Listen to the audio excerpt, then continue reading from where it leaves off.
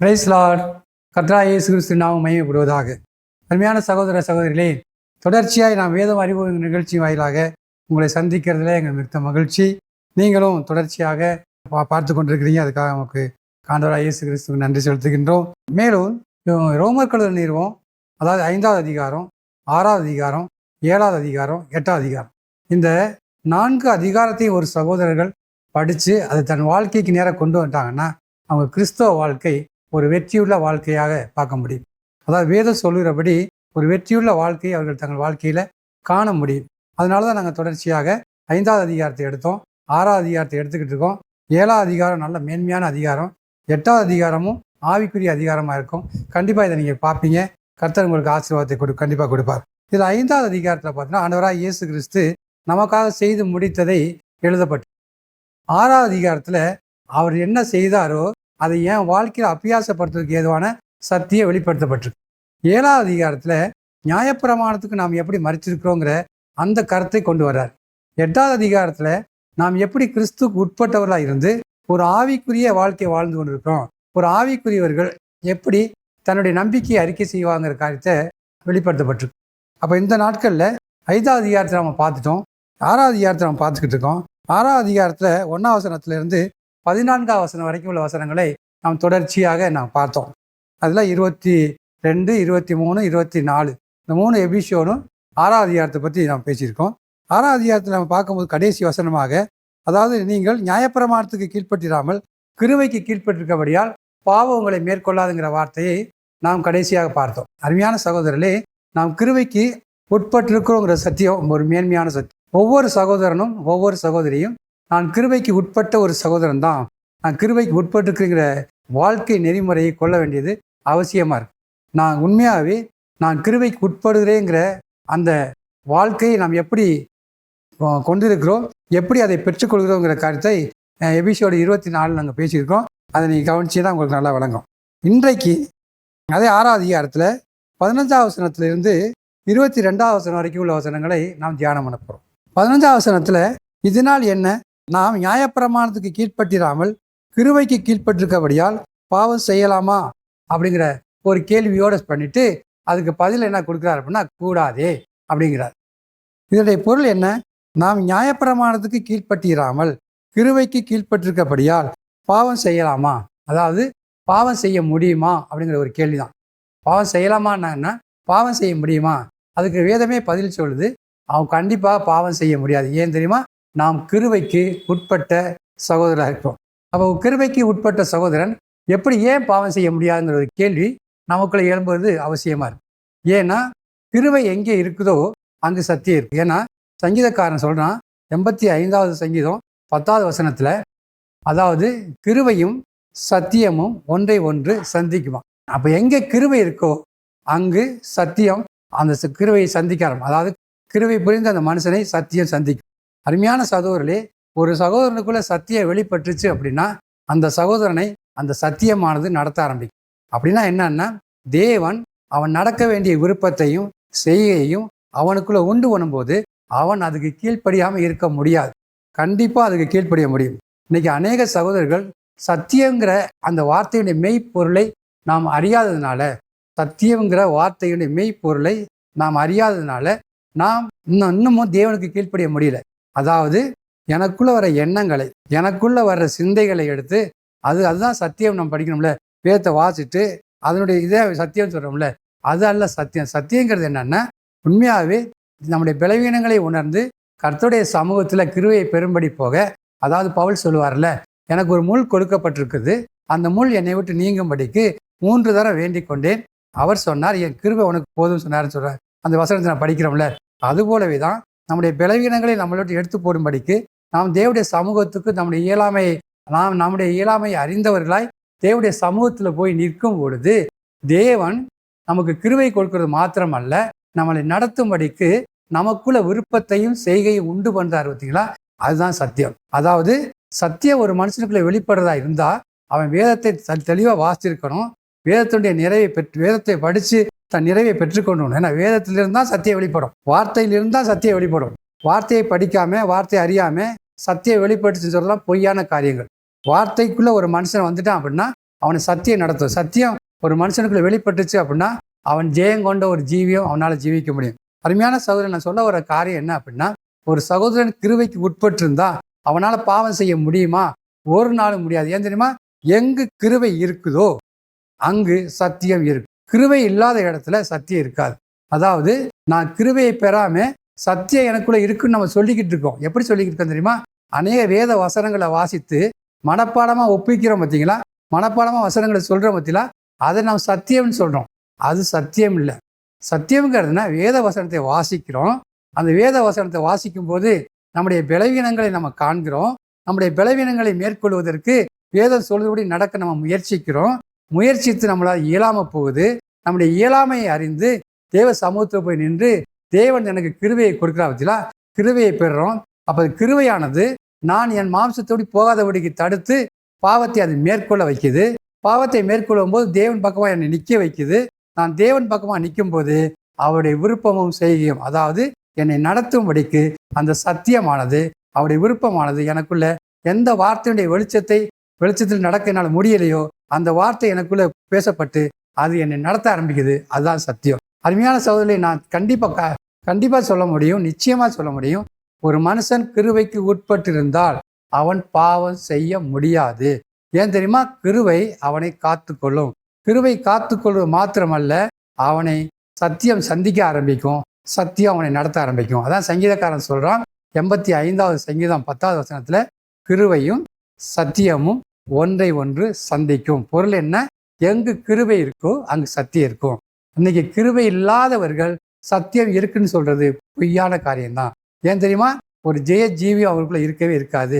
என கிருபை பெற்ற ஒரு சகோதரர் மட்டும்தான் பாவத்தை மேற்கொள்ள முடியுமே தவிர, மாம்சத்தை மேற்கொள்ள முடியுமே தவிர, கிருபை பெறாத சகோதரர்கள் மாம்சத்தை ஒரு நாள் மேற்கொள்ளவே முடியாது. அருமையான சகோதர சகோதரிகளே, இதை என் வாழ்க்கையில அனுபவத்திலிருந்து நான் உங்களுக்கு சொல்றேன். நான் கர்த்தரிடத்தில் கற்றுக்கொண்டதை சொல்றேன். ஒரு சகோதரன் கிருபையில் பெருகும்போது அவன் பாவத்தை மேற்கொள்வது மாத்திரமல்ல, சத்தியத்தின் வழியில் நடப்பதற்கு சத்தியம் அவனை சந்திக்க ஆரம்பிக்கும். அதாவது வேதம் சொல்லுது, யோவான் சுவிசேஷகம் 1வது அதிகாரம் 14வது வசனத்துல, அந்த வார்த்தை மாம்சமாகி கிருபையினாலும் சத்தியத்தினாலும் நிறைந்தவராய் நமக்குள்ளே வாசம் பண்ணினார். எப்போ கிருபை இருக்குதோ அப்போ சத்தியம் வரும். அப்போ நமக்குள்ள கிருபையை தேவன் வைக்கிறார். அதுக்கப்புறம் சத்தியத்தையும் கொண்டாந்து சந்திக்க வைக்கிறார். அருமையான சகோதரர், நான் ஏன் சொல்ல வரேன் அப்படின்னா, இன்னைக்கு அநேக சகோதரர்கள் தேவனுடைய கிருபைனா அதாவது தாழ்மை உள்ளவர்களுக்கு தேவன் கிருபை அளிக்கிறாருன்னு வேதம் சொல்லுதா இல்லையா? அதை நம்ம என்ன தப்பா எண்ணிக்கிட்டோம் அப்படின்னா, நம்ம எல்லாரும் மனுஷருக்கு முன்பாக பிரைஸ் லார்ட் பிரதர்ன்னு சொல்லி தாழ்மையா நடக்கிறது போல, தாழ்ந்து நடக்கிறது போல நடந்து அதனால கிருபையை பெற்றுக்கொள்றோம்னு சொல்லுவோம். இல்லை, மனுஷனுக்கு முன்பாக நான் தாழ்த்துறது இல்லை. மனுஷனுக்கு முன்பாக நடக்கிறத வேதம் சொல்லல, நான் தேவனுக்கு முன்பாக நடக்கிறத வேதம் சொல்லுது. இப்போ வேதம் சொல்லுது, மனுஷனால் எந்த நீதியும் செய்ய முடியாது, மனுஷனுக்குள்ள எந்த நீதியும் கிடையாதுன்னு சொல்லுது. மனுஷன் சொல்றான், மனுஷன் தேவனுடைய நீதியை நடப்பிக்கிறதுக்கு முயற்சி பண்றான். எந்த ஒரு மனுஷன் தேவனுடைய நீதியை நடப்பிக்கிறதுக்கு முயற்சி பண்றானோ அவன் தேவனுக்கு முன்பாக பெருமை உள்ளவன் நினைக்கிறான். எந்த ஒரு மனுஷன் தேவனுடைய நீதியை நடப்பிப்பதற்கு என்னால் இயலாது என்று கர்த்தருடைய சமூகத்தில் நிற்கிறானோ அவன் தேவனுடைய சமூகத்தில் தாழ்மையா இருக்கான். அருமையான சகோதரர்களே, அங்க சொல்ல வர்றதுடைய பொருள் என்ன தெரியுமா? எந்த நீதியும் மனுஷனால் நடப்பிக்க முடியாது. அவன் மாம்சத்தில் இருக்கிறான். ஏன்னா அந்த மாம்சத்துல நன்மை ஒன்றும் வாசமாவே கிடையவே கிடையாது. அப்ப ஒரு மனுஷன் கிருபைக்கு உட்பட்டிருந்தால் பாவம் அவனை மேற்கொள்ள முடியாது. மாத்திரம் அல்ல, அங்கு சத்தியம் அவனை சந்திக்க ஆரம்பிக்கும். ஆகவே அவன் சத்தியத்தின் வழியில நடக்கிற மனுஷனா இருப்பான். அவன் சத்தியம் அவனை பாவத்திலிருந்து விடுதலையாக்கி தேவனுடைய ஜீவனுக்கு நேராக நடத்த ஆரம்பிக்கும். அதான் யோவான் சுவிசேஷம் 1வது அதிகாரம் 14வது வசனத்துல, அந்த வார்த்தை மாம்சமாகி, அதாவது என்னுடைய செயலாகி கிருபையினாலும் சத்தியத்தினாலும் நிறைந்தவராய் எனக்கு நமக்குள்ளே வாசம் பண்ணினார். அது மாத்திரமல்ல, அதுக்கப்புறம் 17வது வசனம் 1வது அதிகாரம் 17வது வசனத்தில் அவர் சொல்லும்போது அவர் சொல்ற, மோசே மூலமாக நியாயப்பிரமாணம் கொடுக்கப்பட்டது, நம்ம ஆண்டவராக இயேசு கிறிஸ்து மூலமாக என்ன கொடுக்கப்பட்டதான்? கிருபையும் சத்தியமும் உண்டானதான். அப்போ ஒரு மனுஷனுக்குள்ள கிருபை இருக்கு அப்படின்னா அந்த மனுஷனுக்குள்ள சத்தியம் உண்டாக ஆரம்பிக்கும். கிருபை உண்டாயிருச்சு, சத்தியம் கொஞ்ச நாள் அவனை சந்திக்க ஆரம்பிக்கும். அருமையான சகோதரர்களே, நாம் கிருபையும் சத்தியத்தையும் உடையவர்களா? அப்படியா இருந்தா உண்மையாவே சொல்றேன், நான் மெய் கிறிஸ்தவத்தை பின்பற்றி கொண்டிருக்கிறேன். நான் ஒரு சேலஞ்சா நிற்க முடியும் அவருடைய கிருபையை பெற்ற ஒரு மனுஷன். உண்மையான சகோதரர்களே, ஒரு மனுஷன் தேவனுடைய கிருபையை பெறுவதற்கு முன்பாக அவருடைய இரக்கத்தை பெற வேண்டியது அவசியமா இருக்கு. இரக்கத்தை பெறாத ஒரு சகோதரன் கிருபையை ஒரு நாள் பெற முடியாது. தேவனுடைய இரக்கம் எப்படி பெற முடியும் தெரியுமா? அவன் ஒவ்வொரு நாளும் தேவனுடைய சமூகத்துல அவருடைய நீதியை நடப்பிக்க முடியலைங்கிற ஒரு வேதனையோடு கூட கர்த்தருடைய சமூகத்தை நிற்கிறான் பார்த்தீங்களா, அப்பொழுது அவனுக்கு இறங்குவார். அப்படி இறங்கி பிற்பாடு அவன் தன் இயலாமையை அறிக்கை செய்வான். அந்த இயலாமையை அறிக்கை செய்யும்போது அவர் சொல்லுவார், என் பலன் உனக்கு போதும்னு சொல்லுவார். தன்னுடைய கிருபையை கொடுத்து அனுப்புவார். கிருபையை ஆட்டோமேட்டிக் பெறுவான். அருமையான சகோதரர்களே, கிருபையை நான் பெற்றுக்கொண்டேன்னா, கிருபையை பெற்றுக்கொள்ளலையாங்கிறத எப்படி நான் விளங்கிக் கொள்ள முடியும்னா, நேற்று எந்த உணர்வுகள் எந்த உணர்ச்சிகள் என்னை மேற்கொண்டுச்சோ இன்னைக்கு அது என்னை மேற்கொள்ளலை. பொருள் என்ன? கிருபை என்னை தாங்க ஆரம்பிச்சிருச்சு. தேவனுடையத்திலிருந்து கிருபையை நான் பெற்றுக்கொள்ள ஆரம்பித்தேன். இந்த இரக்கத்தை பெறுவது குறித்து பவுல் சொல்லும்போது 2 கொரிந்தியர் 4ஆம் அதிகாரத்தில், இப்படிப்பட்ட ஊழியத்தை உடையவர்களாகி நாங்கள் இரக்கம் பெற்றிருப்பதால் சோர்ந்து போறதில்லைன்னு சொல்வது போல வெட்கமான அந்தரங்க காரியங்களை வெறுக்கிறோங்கிறார். அப்போ தேவனுடைய இரக்கத்தை பெறுகிற மனுஷன் யாரு? அந்தரங்க காரியங்களை வெறுக்கிற மனுஷன். தனக்குள்ள இருக்கிற அந்தரங்களை வெறுத்து தந்திரமாய் நடவாமலும் வேத வசனத்தை புரட்டாமலும் அவர்கள் சொல்றாரு, நான் தேவனுக்கு முன்பாகவும் மனுஷனுடைய மனச்சாட்சிக்கும் எங்களை உத்தமர் என்று விளங்க பண்ணுகிறார். அருமையான சகோதரர்களே, கிருபையை பெற்ற மனுஷர்கள் யார் தெரியுமா? இவர்கள் கிருபாசனத்தில் தேவனுக்கு முன்பாக தேவனை தரிசிக்கிற ஒரு சகோதரர்கள்.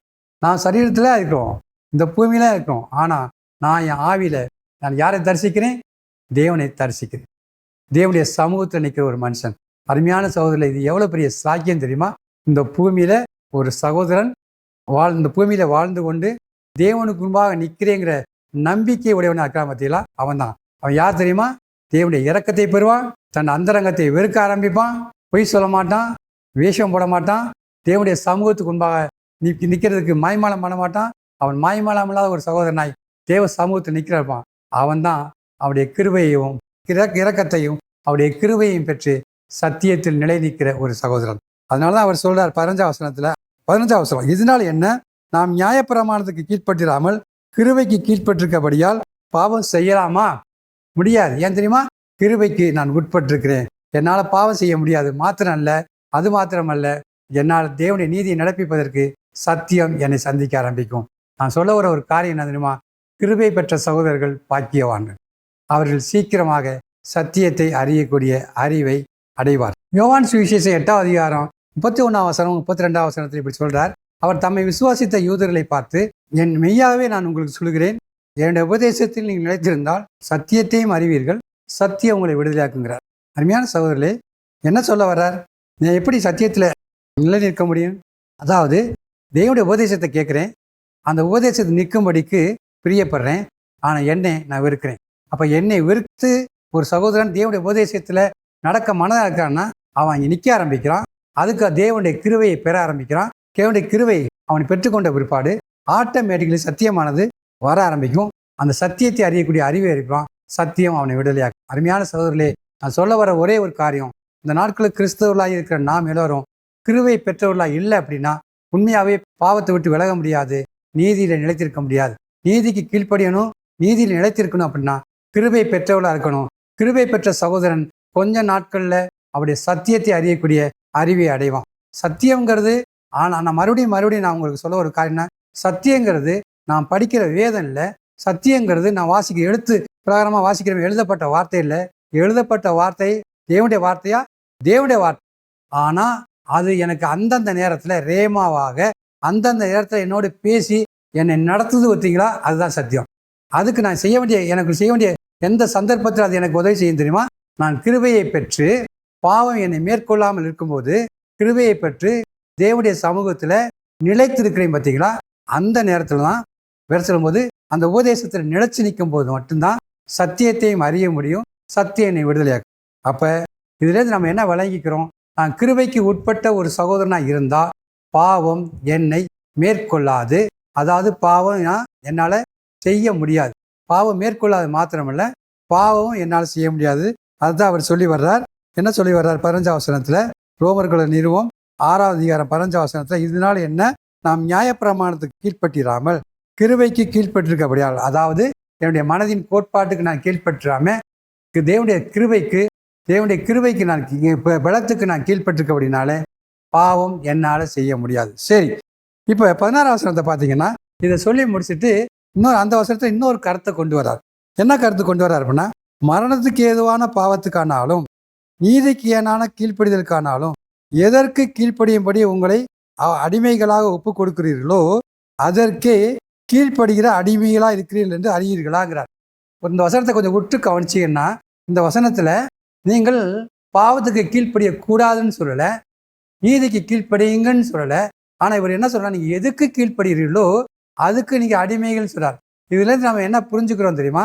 அதாவது ஒரு சகோதரனுக்குள்ள தேவன் கிருபையை கொடுத்த பிற்பாடும், கிருபையில் அவன் நிலை நிறுத்த பிற்பாடும் தேவன் அவனுக்கு சுயாதீனத்தை கொடுக்கிறார். அதாவது நீ எந்த பக்கமும் போகலாம். அப்படின்னா பொருள் என்ன தெரியுமா? ரோமர் கழுவர் நிறுவனம் 8ஆம் அதிகாரம் 10ஆம் வசனம் சொல்லுது, மேலும் கிறிஸ்து உங்களில் இருந்தால் உங்கள் சரீரமானது பாவத்து நிமித்தம் மரித்ததாயும் உங்கள் ஆவி நீதி நிமித்தம் பிழைத்ததாக இருக்குங்கிறார். அப்போ என் ஆவி நீதிக்கு பிழைச்சிருச்சு, எனக்கு சுயாதீனம் உண்டாயிருச்சு. நான் அடிமை இல்லை. நேற்று என் மாம்சமும் மனசு உரிமையில செஞ்சுக்கிருந்தேன், இன்றைக்கு நான் இல்லைங்கிறேன். நான் அதை வெறுக்கிறேன். வெறுத்ததுனால அது என்னால் மேற்கொள்ள பார்த்துச்சு. தேவனுடைய கிருபைக்கு போனேன், கிருபையை பெற்றுக்கொண்டேன். ஆனால் இப்போ வேதம் என்ன சொல்லுது? தேவன் என்னை பார்த்து என்ன சொல்கிறாருன்னா, நீ எதுக்கு ஒப்பு கொடுக்குறியோ அதுக்கு நீ ஒப்பு கொடுக்கலாம். பொருள் என்ன? சுயாதீனத்தை கொடுக்கிறார். அருமையான சகோதர சகோதரிகளே, இந்த நாட்களில் கிறிஸ்துவம் நமக்கு ஒரு பெரிய சுயாதீனத்தை கொடுத்துருக்கு. இந்த சுயாதீனத்தை நான் தவறாக பயன்படுத்தினேன் அப்படின்னா நான் மாட்டிக்கிறேன். அப்போ நான் கிருபையை பெற்றுட்டு சுயாதீனமுள்ள ஒரு சகோதரனாக நான் இருக்கிறேன் அப்படின்னா, உண்மையாகவே சொல்கிறேன், நான் எதுக்காக விலகணுங்கிறத வேதம் நமக்கு திட்டமாக காண்பிக்கும். அதாவது சுயாதீனம் உள்ளவர்கள் ஒரு நாளும் அதாவது அடிமைக்கு நேராக பாவத்துக்கு தன்னை ஒப்பு கொடுக்க மாட்டாங்க. எது தேவனுக்கு பிரியமில்லாத காரியங்களோ அதுக்கு ஒப்பு, ஏன்னா கிருபையை பெற்றிருக்காங்க. கிருபையை பெற்றுக்கிறபடினால அவங்க சீக்கிரமாக மாம்சத்துக்கு தன்னை ஒப்பு கொடுக்க மாட்டாங்க, அவர் தேவனுக்கு தன்னை ஒப்பு கொடுக்க பார்ப்பாங்க. ஆனால் வேதம் என்ன சொல்லுதுன்னா சுயாதீனத்தை கொடுக்குது. நீங்கள் பார்த்தீங்கன்னா கலாத்தியர்கள் நிறுவனம் 5ஆம் அதிகாரம் 1ஆம் வசனத்தில், கலாத்தியர்கள் நிறுவனம் 5ஆம் அதிகாரம் 1ஆம் வசனத்தில் அவர் சொல்லும்போது நல்ல வார்த்தையை அவர் சொல்கிறார், நீங்கள் மறுபடியும் அடிமைத்தனத்துக்கு உட்படாமல் கிறிஸ்து நமக்கு உண்டாக்கின சுயாதீன நிலையிலே நிலைத்திருங்கிறார். அதாவது தேவன் எனக்கு சுயாதீனத்தை கொடுத்த பிற்பாடு, அதாவது என்னை பாவத்திலிருந்து விடுதலையாக்க பிற்பாடு, அதாவது பாவத்திலிருந்து மீன்ஸ் என்ன, எனக்குள்ளே இருக்கக்கூடிய துன்மார்க்கத்திலிருந்து, அதாவது அநீதியிலிருந்து என்னை மீட்டெடுத்து என் நீதிக்கு என்னை பிழைச்ச வச்ச பிற்பாடு அவர் சுயாதீனத்தை கொடுக்கிறார். நீ எதை வெறுக்கிறியோ வெறுக்கலாம், எதை இச்சிக்கிறியோ இச்சிக்கலாங்கிற ஒரு சுயாதீனத்தை கொடுக்கிறார். அந்த சுயாதீனத்தை சொல்லும்போது மறுபடியும் அடிமைத்தனத்துக்குள்ளே போயிடாதீங்கிறார். அதாவது மறுபடியும் குற்றம் உண்டு, குற்றம் இல்லை, இதை செய்யாதுங்கிற அந்த நியாயப்பிரமாணத்துடைய கோட்பாட்டுக்குள்ளே நீ போயிடாதேங்கிறார். அருமையான சகோதரர்களே, ஒரு சகோதரன் மறுபடியும் அடிமைத்தனத்துக்குள்ளே அவன் போகிறான் அப்படின்னா என்னை பொறுத்தளவுக்கு நான் சொல்ல முடியும், என் வாழ்க்கையை வச்சு நான் சொல்ல முடியும், அவன் கிருபையை பெறாத ஒரு சகோதரன். கிருபையை பெற்ற ஒரு சகோதரனாக இருந்தால் அவன் மறுபடியும் அடிமைத்தனத்துக்குள்ள நியாயப்பிரமாணத்துக்குள்ளே போகவே முடியாது. ஏன் தெரியுமா? கிருபையின் பிரமாணம் அவனை போக விடவே விடாது. ஆனால் வேதம் எனக்கு சுயாதீனத்தை கொடுக்குதா? வேதம் எனக்கு சுயாதீனத்தை கொடுக்குது. ஏன் அவங்க மறுபடியும் அடிமைத்தனத்துக்குள்ளே போகிறாங்க? சத்தியத்தை அறிய வேண்டிய பிரகாரம், வார்த்தையை அறிய வேண்டிய பிரகாரம் அவர்கள் அறியாதுதான் இதுக்கு காரணமே தவிர வேறு ஒரு காரணம் இல்லை. அவங்க அறியாததுனால அவங்க மறுபடியும் அடிமைத்தனத்துக்குள்ளே போகிறாங்க.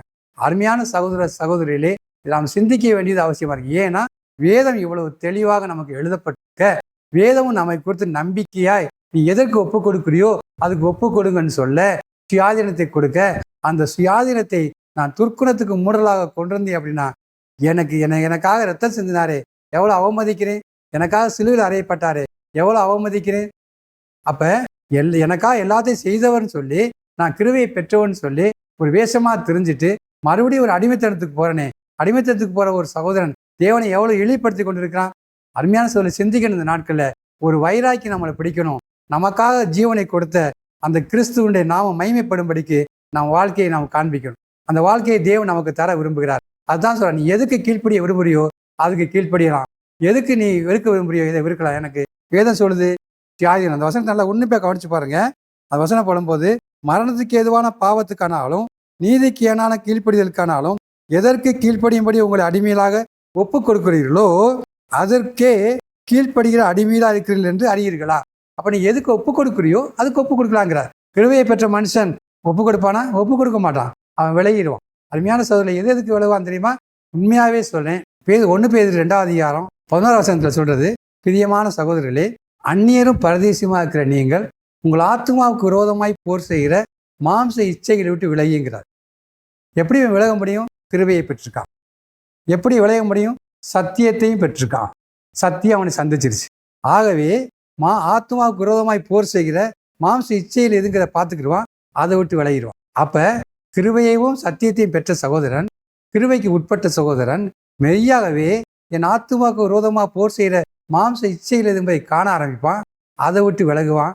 அதோட போக மாட்டான். அதுக்கு தன்னை ஒப்பு கொடுக்க மாட்டான். ஒரு சகோதரன் இன்னும் மாம்ச இச்சைகளுக்கு தன்னை ஒப்பு கொடுக்குறான் அப்படின்னா மறுபடியும் நான் சொல்கிறேன், அது அந்த மனுஷன் கிருபையை பெறாத ஒரு சகோதரன். கிருபையை பெற்ற ஒரு சகோதரன், அதாவது தேவ சமூகத்தில் அவருடைய பலத்தால் இடைக்கட்டப்பட்ட ஒரு சகோதரன், மெய்யாகவே சொல்கிறேன், அவன் மறுபடியும் மாம்ச இச்சைக்கு உட்பட முடியாது. அதை விட்டு விலகிடுவான். ரெண்டாவது மாதிரி பாவத்துக்கு மாத்திரமல்ல, நீங்கள் சொல்லும்போது சொல்கிறார், ரோமர்கள் நிறுவம் 16வது அதிகாரம் 17வது வசனத்தில், நீங்கள் கற்றுக்கொண்ட உபதேசத்துக்கு விரோதமாய் அவர் சொல்கிறார், நீ கற்றுக்கொண்ட உபதேசத்துக்கு விரோதமாய் பிரிவினைகளையும் இடர்களையும் உண்டாக்குவதை குறித்து எச்சரிக்கையாக இருந்து அவர்களை விட்டு விலகுங்கள். இதுவும் விளைவார், ஆட்டோமேட்டிக் விளையிடுவான். எப்படி? கிருபையை பெற்ற ஒரு மனுஷனன் தேவனிடத்திலிருந்து சத்தியத்தை விருப்பத்தை பெற்றுக்கொள்கிறான். அந்த விருப்பத்துக்கு மாறா இன்னொரு சகோதரன் ஒரு விருப்பத்தை கொண்டு வர்றான். ஓ, இந்த விருப்பம் தேவனுடைய விருப்பத்துக்கு மாறா இருக்குது, அப்போ இது தேவனை விட்டு என்னை பிரிக்குதுன்னு காமிப்பான். அவனை விட்டு விளையிடுவான். அதனால் மாம்ச இச்சை இப்படி நடக்க முடியுமா? ஒரு நாளும் மாம்ச இச்சை இப்படி நடக்க முடியாது. மூன்றாவது காரியமாக நீங்கள் பார்த்தீங்கன்னா 1 தீமோத்தேயு 6வது அதிகாரத்தில் சொல்கிறாரு, வேற்றுமையான உபதேசத்தை போதிக்கிறவர்களை விட்டு விலகுங்கிறார். அப்படிப்பட்டவர்கள் எல்லாருமே அதாவது ஆதாயத்துக்காக செய்கிறாருங்கிறார். அப்போ வேற்றுமையான உபதேசம், அதாவது ஆரோக்கியமான உபதேசத்துக்கு செவி கொடாமல் வேற்றுமையான உபதேசம் எங்கே பேசுகிறார்களோ, ஆரோக்கியமான உபதேசத்துக்கும் வேற்றுமையான உபதேசத்துக்கும் என்ன பொருள், என்ன வித்தியாசம்னா, ஆரோக்கியமான உபதேசம் தேவனுக்கு பயப்படுற பயத்தை கொண்டு வரும். வேற்றுமையான உபதேசம் மனுஷனுக்கு பயப்படுற பயத்தை கொண்டு வரும். வேற்றுமையான உபதேசம் இந்த பூமியில் ஒரு கட்டமைப்பை கொடுக்கும். ஆரோக்கியமான உபதேசம் ஆவிக்குரிய மாளிகையாய் கட்டமைப்பை கொண்டு வரும். இந்த 2 வித்தியாசத்தை பார்க்கலாம். நான் ஆவிக்கேற்ற மாளிகையாய் கிறிஸ்துவ மேலே கட்டப்படுகிறேன்னா, இல்லை இந்த பூமியில் சபைங்கிற போர்வையில் பூமியில் ஒரு கட்டமைப்பை கொண்டு வரேன்னா, என்னுடைய கட்டமைப்பு எப்படி இருக்குது அப்படின்னா, நான் கேட்குற உபதேசம் ஒன்று ஆரோக்கியமான உபதேசமாக இருக்கணும், இல்லை வேற்றுமையான உபதேசமாக இருக்கணும். வேற்றுமையான உபதேசம் பூமிக்குரிய கட்டமைப்பை கொண்டு வரும். ஆரோக்கியமான உபதேசம் தேவனுடைய ராட்சியத்துக்கு ஏற்ற கட்டமைப்பை கொண்டு வரும். ஒரு மனுஷன் கிருபையை பெற்றவனாக இருந்தால் வேற்றுமையான உபதேசத்துக்கு தன்னை ஒப்புக் கொடுக்க மாட்டான். அவன் விளையிடுவான், ஆட்டோமேட்டிக் விளையிடுவான். ஏன் தெரியுமா? அவன் கிருபையை பெற்ற ஒரு சகோதரனாக இருக்கான். அருமையான சகோதரர்களை நாம் சிந்திக்கணும். இந்த நாட்களில் இன்னைக்கு அநேக சகோதரர்கள் வேற்றுமையான உபதேசத்துக்கு ஏன் செவி கொடுக்குறாங்க? அவங்க கிருபையை பெறலை. கிருபையை பற்றி பேசுகிறாங்களா? கிருபையை பற்றி பேசுகிறாங்க. அவங்க எல்லாம் கிருபைன்னு சொல்லி அதை கட்ட உதவி செஞ்சார், இதை கட்ட உதவி செஞ்சார், தேவன் இதுக்கு கிருபை கொடுத்தாருன்னு சொல்லியிருக்காங்க. இல்லை, பாவத்தை மேற்கொள்வதற்கு வரக்கூடிய கிருபை இருக்கு பற்றிலா. அதான் சொல்கிறார் பவுல் சொல்லும்போது, ஒரு முள் எனக்கு கொடுக்கப்பட்டது, அது என்னை விட்டு நீங்கும்படிக்கு 3 தடவை வேண்டிக் கொண்டேன். அவர் சொன்னார், என் கிருபை உனக்கு போதும்னார், உன் பலவீனத்தில் என் பலன் பூர்ணமாய் விளங்குன்னு சொன்னார். பவுல் சொல்கிறார், தேவனுடைய கிருபை எனக்கு கிடைக்கிறதுனால என் பலவீனத்தை குறித்து நான் சந்தோஷப்படுறேங்கிறார். அருமையான சகோதரர்களே, உண்மையாகவே கிருபையை பெற்ற சகோதரர்கள் தங்களுடைய பலவீனங்களை குறித்து ஒரு பெருசாக ஒரு மோசமான ஒரு துக்கமாக பட மாட்டாங்க. எவ்வளோ பலவீனம் வருதோ கர்த்தருடைய கிருபைக்காக தேவ சமூகத்தில் நிற்கிறவர்களாக இருப்பாங்க. நான் சொல்ல வர ஒரு காரியம்னா, கிருபையை பெற்ற சகோதரர்கள் தன்னை பாவத்துக்கு ஒப்புக் கொடுக்க மாட்டாங்க, மாம்சத்துக்கு ஒப்புக் கொடுக்க மாட்டாங்க, அநீதிக்கு ஒப்புக் கொடுக்க மாட்டாங்க. தேவனுடைய ஈவுக்கு, தேவனுடைய நீதிக்கு தன்னை ஒப்புக் கொடுப்பாங்க. அவர்களுக்கு சுயாதீனம் இருக்கும். அந்த சுயாதீனத்தை துர்க்குணத்துக்கு மூடலாக கொண்டு இருக்க மாட்டாங்க. அதுக்கப்புறம் அவர் சொல்றார், கீழே சொல்லும்போது 17வது வசனத்தில், முன்னே நீங்கள் பாவத்துக்கு அடிமைகளாக இருந்தோம், இப்பொழுது உங்களுக்கு கொடுக்கப்பட்ட உபதேச சட்டத்திற்கு நீங்கள் மனப்பூர்வமாய் கீழ்ப்படிந்ததுனாலே தேவனுக்கு ஸ்தோத்திரம். வேதம் சொல்லுதுங்க, என்ன சொல்லுது? முன்னே நீங்கள் பாவத்துக்கு ஒப்பு கொடுத்துருந்தீங்க, இப்போ மனப்பூர்வமாய் உங்களை தேவனுக்கு ஒப்பு கொடுக்குறீங்க. எப்படி ஒப்பு கொடுத்தேன்? 16வது வசனத்தில் என்ன சொல்லுது? எதுக்கு ஒப்பு கொடுக்குறீங்க அதுக்கு அடிமைங்குது. 17வது வசனத்தில் என்ன சொல்லுது? நீங்கள் தேவனுக்கு தானே உங்களை ஒப்பு கொடுத்துட்டீங்கிறது. அப்படி என்ன? என்னுடைய சுயாதீனம் தேவனுடைய நீதிக்கு ஒப்பு கொடுக்கும்படி கிருபையானது என்னை தள்ள ஆரம்பிச்சிச்சு. என் லைஃப்பில், என் வாழ்க்கையில் என்னை நீதிக்கு ஒப்பு கொடுத்துட்டேன். வேதமே சொல்லுது பாருங்களேன், நீங்கள் நீதிக்கு ஒப்பு கொடுத்ததுனால தேவனுக்கு ஸ்தோத்திரம். அருமையான சகோதரர்களே, உண்மையாகவே நாம் கிருபையை பெற்ற ஒரு சகோதரர்களாக இருந்தோம் அப்படின்னா நீதிக்கு நம்ம ஒப்பு கொடுப்போம். அது மாத்திரமில்லை, 22வது வசனத்துக்கு நம்ம கடந்து போயிடுவோம். அங்கே 22வது வசனத்தில் அது சொல்லும்போது என்ன சொல்கிறார்? எப்பொழுது எந்த ஒரு சகோதரன் தன்னை நீதிக்கு ஒப்பு கொடுத்துட்டானோ, தன்னை நீதியின் அவயங்களாக தன்னை நீதிக்கு ஒப்பு கொடுக்குறானோ, அப்பொழுது வேற சொல்லு, இப்பொழுது நீங்கள் பாவத்தை நின்று விடுதலையாக்கப்பட்டு தேவனுக்கு அடிமையானதுனாலே பரிசுத்தமாகுதல் உங்களுக்கு கிடைக்கும் பலன் முடிவோ நித்திய ஜீவன்கிறார். நல்ல ஒரு வார்த்தையை அங்கே சொல்லி வர்றார். அப்போ 6வது அதிகாரத்தில் எப்படி கிறிஸ்து செய்ததை நம் வாழ்க்கையில் அனுபவபூர்வமாக பார்க்குறோங்கிறத 6வது அதிகாரம் தொகுத்து எழுதப்பட்டு என்ன சொல்கிறார்? 22வது வசனத்தில், இப்பொழுது நீங்கள் பாவத்தை நின்று விடுதலையாக்கப்பட்டு, எப்பொழுது கிருபையை பெற்று அநீதிக்கு என்னை ஒப்பு கொடுக்கல, தேவனுக்கு ஒப்பு கொடுத்தேன், ஆகவே இப்பொழுது தேவனுடைய கிருபையும் சத்தியம் என்னை சந்திக்க ஆரம்பிச்சிச்சு. சத்தியம் என்னை பாவத்திலிருந்து என்னை விடுதலையாக்குச்சு. இப்பொழுது நான் பாவத்திலிருந்து விடுதலையாக்கப்பட்டு ஆண்டவராகிய இயேசு கிறிஸ்து சொன்னார், என் உபதேசத்தில் நிலைத்திருந்தால் மெய்யாவே என் சீசராயிருப்பீர்கள், சத்தியத்தையும் அறிவீர்கள், சத்தியம் உங்களை எதிலிருந்து விடுதலையாக்கும், பாவத்திலிருந்து உங்களை விடுதலையாக்கும். எப்பொழுது பாவத்திலிருந்து விடுதலையாக்கப்பட்டேன்? கிருபையை பெற்று நீதிக்கு என்னை ஒப்புக் கொடுக்க ஆரம்பித்தேன், நீதிக்கு கீழ்ப்படிய ஆரம்பித்தேன். உண்மையாகவே பாவத்திலிருந்து விடுதலை ஆகிட்டேன். சரி, பாவத்திலிருந்து விடுதலை ஆகிட்டேன். பாவம் என்னை விளக்கிடுச்சு, நல்ல காரியம்தான். நான் நீதிக்கு அடிமையாயிட்டேன், ஓகே தான். பரிசுத்தமாகுதல் எப்படி கிடைக்குது? தேவனுடைய சாயல், சத்தியம் என்னை சந்திச்சு சத்தியம் என்னை நடத்த ஆரம்பிக்கும் போது தேவனுடைய சாயலால் நிரப்பப்படுறேன். இப்போ பரிசுத்தங்கிறது என்ன? நாம் பாவத்திலிருந்து விடுதலையாக்கப்படும் போது சுத்தப்படுத்தப்படுகிறோம். பரிசுத்தங்கிறது என்னென்னா தேவனுடைய சாயலை பெற்றுக்கொள்ளும் போது பரிசுத்தமாக்கப்படுகிறோம். அப்போ ஒரு மனுஷன் முதல்ல இருதயத்தை சுத்தப்படுத்துகிறார் தேவன், ரெண்டாவது அவனை பரிசுத்தப்படுத்துகிறார். அப்போ விடுதலை இல்லாமல், பாவத்திலிருந்து விடுதலை இல்லாமல், பாவத்திலிருந்து சுத்தப்படுத்தப்படாமல் அந்த சகோதரன் தேவனுக்கென்று பரிசுத்தமுள்ள ஒரு ஜீவியை ஜீவிக்க முடியாது.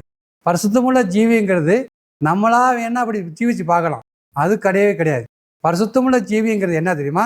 முதல்ல பாவத்திலிருந்து அவன் சுத்தமாக்கப்படுகிறான், அந்த இருதயத்திலிருந்து பாவம் அகற்றப்படுது, அந்த காலியான இருதயத்தில் தேவனுடைய சாயல் வைக்கப்படுது, அவன் பரிசுத்தமாகறான். அவனுடைய முடிவு என்ன தெரியுமா? நித்திய ஜீவன். பொருள் என்ன? பரிசுத்த ஆவியினுடைய நிறைவு, பரிசுத்த ஆவியினுடைய அபிஷேகம். ஆம், ஒன்றான மெய் தேவனாகி உண்மையும் நீர் அனுப்பினவராக இயேசு கிறிஸ்துவின் அறிவதே நித்திய ஜீவன் சொன்னார்ல, அந்த நித்திய ஜீவனாகிய பரிசுத்த ஆவியானவரை அவன் பெற்றுக்கொள்கிறான். அவன் மனுஷனுக்குள்ள என்ன இருக்கும்? வாழ்க்கையும் இருக்குது, வார்த்தையும் இருக்கும், வார்த்தையினுடைய வாழ்க்கையும் இருக்கும். அவன் மெய் கிறிஸ்தவனாய் இந்த பூமியில் வாழ வருவான், கிறிஸ்துவை பிரதிபலிக்க ஆரம்பிப்பான், தேவனுடைய நாமத்தை மகிமைப்படுத்துவான். அருமையான சகோதரர்களே, ரோமர்கள் 6ஆம் அதிகாரம் கிறிஸ்து எதை செய்தாரோ அதை நாம் வாழ்க்கையில் செய்யும்படிக்கு அது நமக்கு போதிக்குது. இந்த வசனங்களை புரிந்து கொண்டு இது வாழ்க்கைக்கு நேராக போயிட்டோம் அப்படின்னா கர்த்தர் நம்மளை ஆசீர்வதிப்பார். உண்மையாகவே சொல்கிறேன், மெய்ப்பொருளை கண்டடைவோம். கர்த்தர் நம்மளை நடத்தட்டும், கர்த்தர் நம்மளை ஆசீர்வதிக்கட்டும். நாம் ஜெபம் பண்ணுவோம். ஸ்தோத்திரம் பிதாவே, உம்மை நாங்கள் துதிக்கிறோம், ஸ்தோத்திரிக்கிறோம். மெய் தேவனாகிய உம்மை நாங்கள் அறியக்கூடிய அறிவை எங்களுக்கு தந்தமைக்காய் உமக்கு நன்றி. ரோமர்கள் நிறுவம் 6ஆம் அதிகாரத்துடைய மேன்மையை காண செய்ததற்காய் உமக்கு கோடி ஸ்தோத்திரம். எங்களை ஆசீர்வதிப்பீராக. இயேசுவின் நாமத்தில் பிதாவே, ஆமென்.